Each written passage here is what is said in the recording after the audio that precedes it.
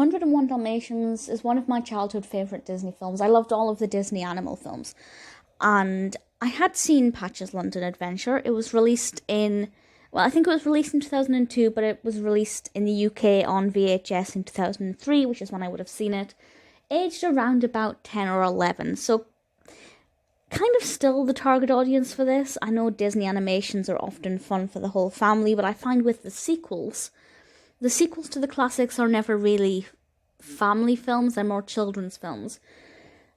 I decided to rewatch this, it's on Disney+, and a lot of memories came back. There was a lot in this that I remembered that I'd forgotten about, and I think it's pretty nice. And I think the reason that this works well as a film is because the moral's blatantly obvious. Patch feels like he's not unique. He's one of 101 puppies, and he feels like he's one of 101.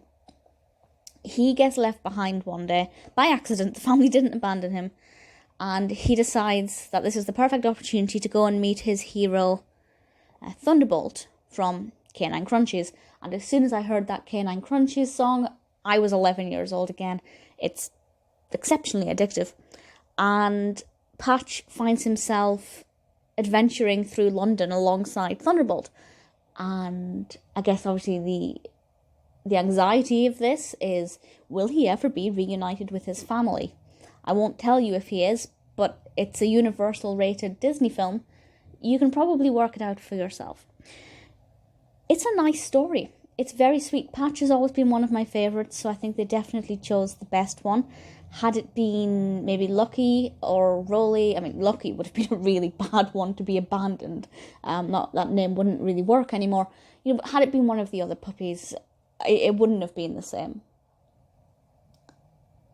We have a lot of aspects of 101 Dalmatians in this to make it feel like a decent enough sequel. Roger and Anita are in it. We do have the song Cruella de Vil in various different ways, and Cruella herself is in it. She plays in theory, arguably, her role is important, but I think this film would have worked without her as well, but I liked having her in this. She definitely has some interesting character development that carries off of the first film, and I think that's really good.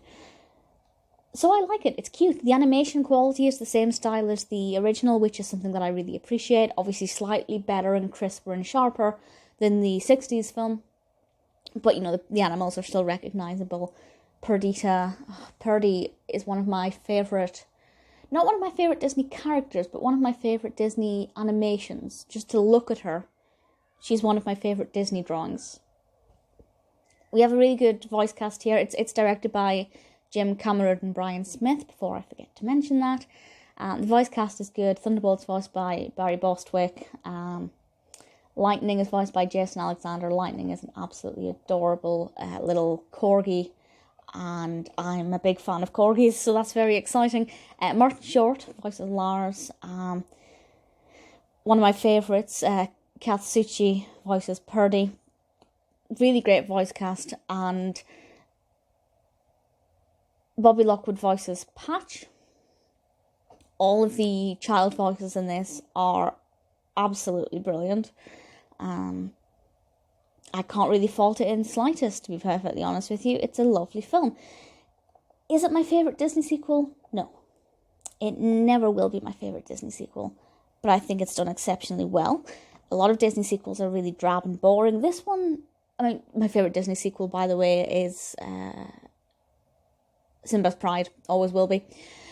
But this one is a delight. We do get to see a decent amount of London. There are certain aspects that are instantly recognisable, certain parks, certain gates, and it's always fun to see those in animation.